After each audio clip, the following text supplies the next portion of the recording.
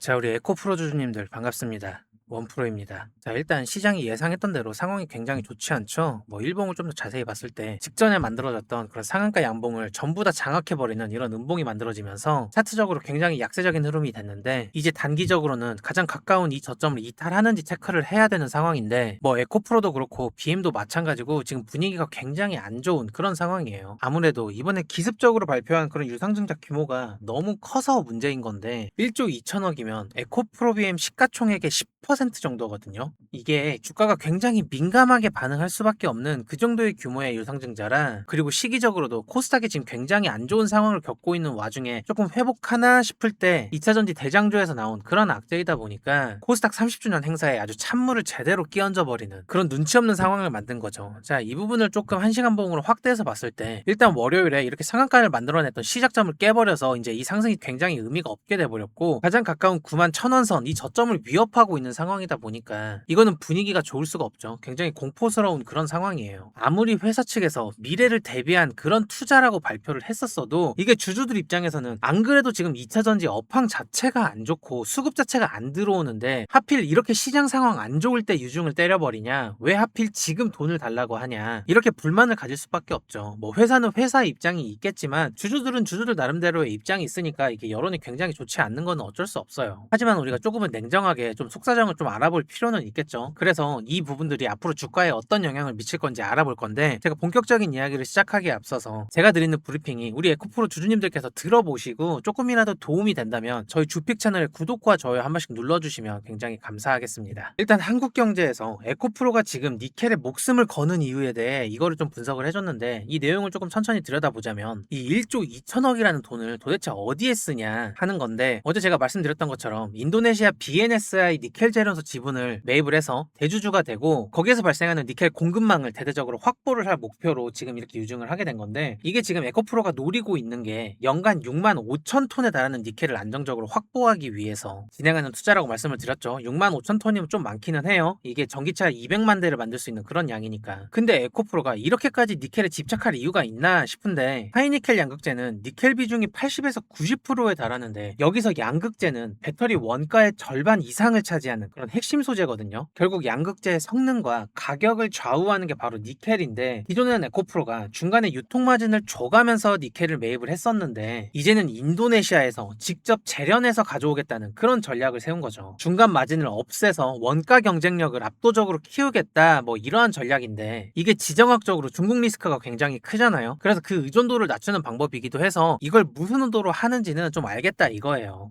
명분은 좋다 이겁니다. 이걸로 인해서 원가를 낮출 수 있겠죠. 그리고 공급망도 안정시키고 다 좋은데, 문제는 이게 전부 다 타이밍이 최악이었다는 게 문제예요. 지금 전기차나 2차전지 업황 자체가 둔화기를 겪고 있는 이런 상황에서, 안 그래도 지금 본업 실적이 부진하고 올해 에코프로비엠의 예상 영업이익이 1,100억 수준으로 굉장히 정체될 것으로 보이는데, 이런 상황에 1조가 넘는 그런 공격적인 투자를 감행하는 게 맞냐, 정당하냐, 이런 의문이 드는 거죠. 그리고 그 부분을 부담하는 주체가 우리 주주들이 되기 때문에 정말 뚜껑 열리는 상황인 거고요. 지난 2002년 1단계 투자 때는 에코프로가 돈을 다 준비하고 투자를 주도를 했었는데, 지난달부터 가동하고 있는 헝가리 공장이 이제 고정비가 생겼잖아요. 그러다 보니 증권가에서는 에코프로 BM의 재무적 부담이 단기적으로 너무 커졌다는 게 리스크 요인으로 지적하고 있는 부분이죠. 그리고 또 이번에 투자해서 지분 확보하는 그 인도네시아 재련소가 지금 당장 가동되는 것도 아니고 내년 2분기에나 가동되기 때문에 당장 올해 실적에 도움이 하나도 안 되고 시간도 되게 많이 남았잖아요. 오래 걸린다는 뜻이에요. 그래서 이건 진짜 안 그래도 주가가 지금 하락세에 있기 때문에 주주들이 굉장히 지치고 힘든 상황인데, 이건 더 지치게 만드는 그런 요인이 되는 거죠. 근데 어쩌겠습니까? 이미 유상증자 발표를 했는데 주사위는 던져졌는데 어쩌겠어요. 그러면 지금 우리가 당장 할 수 있는 건 앞으로 이러한 악재들을 극복하면서 주가가 여기에 매물대를 지지를 받고 반등을 할 수 있는지, 아니면 이 매물대를 깨버리고 추가 하락할지, 이러한 요소들을 차트적으로도 좀 확인을 해야겠지만 다른 펀더멘탈적인 변수들을 좀 필수로 체크를 해야겠죠. 일단 지금 지금 상황에서 에코프로 BM의 최대 주주가 에코프로인데 이번 유상증자 배정 물량의 120%까지 초과 청약을 하겠다고 그렇게 일단 약속을 한 상황인데, 만에 하나라도 청약이 미달돼서 증권사가 물량을 다 떠안아 버리면 이게 결국에는 시장에 쏟아지는 그런 리스크가 생길 수도 있으니까 이 청약의 흥행 여부를 꼭 지켜봐야 되는데, 사실 불안하죠. 좀 많이 불안해요. 업황이 너무 안 좋으니까. 이게 120% 초과 청약을 하겠다고 하는 게 뭐 그만큼 자신감이 있다라는 그런 의지인 건 알겠는데, 일반 공모가 미달될 확률도 낮겠지만 진짜 만에 하나라도 남아있는 그런 리스크적인 부분을 우리가 염두하고 있어야 되잖아요. 적어도 지금 상황에서는 좀 불안감이 좀 많이 대두되고 있는 상황인 건 사실이고, 두 번째로는 시가총액의 10% 이상을 이제 유증을 때려버리니까 이게 좀 많이 크잖아요. 1조면은 굉장히 큰 유증을 때린 건데 그만큼 금감원이 빡세게 심사하겠죠. 만약 여기에서 서류 보완을 요구하거나 이거 제동 걸어버리면 지금 에코프로가 내부적으로 계획한 그런 일정들이 뒤로 다 밀리면서 주가가 더 이렇게 쭉쭉 밀릴 수도 있어요. 그래서 지금 이제 그 효력 발생이 7월 15일인데 이때 당국의 심사가 어떻게 마무리되는지 이것도 주의 깊게 지켜볼 필요가 있습니다. 그래서 이걸 좀 세부적으로 봤는데, 이게 단기적으로 뭐 주주가치 희석이나 재무부담이라는 그런 치명적인 악재는 맞아요. 그러니까 시장이 이렇게 반응을 하죠. 이게 결국에는 단기 차익을 노리는 분들한테는 에코프로 자체가 굉장히 메리트가 없는 그러한 차트 흐름이 계속 지속되고 있기 때문에 이거를 돌릴 만한 매수세 유입이 좀 힘들어 보이는 건 사실이고, 이게 상황이 어느 정도 좀 진정되기 전까지는 이거를 단번에 이렇게 들어 올리기보다는 좀 이렇게 옆으로 횡보하는 그런 시간이 좀 필요할 것으로 보입니다. 지금 상황은 사실 이렇게 안 내려가기만 해도 감사한 상황이에요. 그냥 횡보만이라도 해줘라, 이걸 기도할 수밖에 없는 그런 상황. 하지만 제가 앞서 말씀드렸듯이 명분은 분명하게 인정하고 뭔가 압도적으로 원가 경쟁력을 확보한 건 사실이기 때문에 앞으로 배터리 시장이 좀 회복되고 내년 2분기에 인도네시아 재련소가 본격적으로 좀 가동이 되면서 헝가리 공장의 실적이 찍히기 시작하면 지금 이 선택이 정말 잘한 선택이었다라고 평가가 달라질 수 있겠죠. 근데 그거는 좀 시간이 많이 필요하니까 우리 주주님들이 지금 할 수 있는 거는 믿고 버티는 거를 좀 우선적으로 해야 될 거고, 이게 만약에 더 아래로 내려갔을 때 뭔가 추가 대응을 해야 되는 그런 상황이 발생을 할 수 있잖아요. 그런 상황이 안 왔으면 좋겠지만 우리가 그거를 어디서 해야 되냐, 추가 대응을 어느 구간에서 해야 되냐, 이 부분은 우리가 어느 정도 염두를 해둘 필요가 있다라는 거죠. 그래서 우리가 현금 여력을 어느 정도 확보할 필요가 있다. 근데 지금 상황에서 바로 이렇게 대응을 해버리는 게 아니라 뭔가 주가가 이렇게 하락세가 진행이 된다고 하더라도 옆으로 누워버리는 이러한 차트가 만들어지기 전까지는 뭔가 섣부르게, 특히 감정적으로 대응을 하면 안 된다. 이 부분에 대해서 우리 주주님들이 인식을 하시면서 조금은 냉정하고 차분하게 시장을 바라보는 것이 현명한 대응 방법으로 보입니다. 그래서 앞으로 현재 상황이 어떻게 수습이 되는지, 그리고 펀더멘탈적으로 어떠한 회복기를 가지면서 결국에는 주가가 이렇게 방향성을 위로 보여줘야 되는 상황이 만들어져야 되기 때문에 앞으로 이런 부분들을 집중해서 체크를 할 테니까 저희 주픽 채널에 대해서 구독과 좋아요를 눌러두시면서 같이 성공적인 투자로 이어나가는 에코프로에 대해서 결국에는 우리가 이기는 이러한 상황들을 같이 만들어봤으면 좋겠습니다, 우리 주주님들. 그럼 오늘 영상은 제가 여기서 마무리하고요. 에코프로에 대해서 뭔가 펀더멘탈적인 이슈가 있거나 차트적으로 구조적인 변화가 발생을 했을 때 제가 다시 영상을 촬영해서 우리 주주님들께 인사드리도록 하겠습니다. 굉장히 힘든 장세를 보여주고 있는데 우리 주주님들 멘탈 관리 잘 하시고 저는 다음 영상으로 다시 인사드리도록 하겠습니다. 영상 끝까지 시청해주셔서 감사합니다. 원프로였습니다.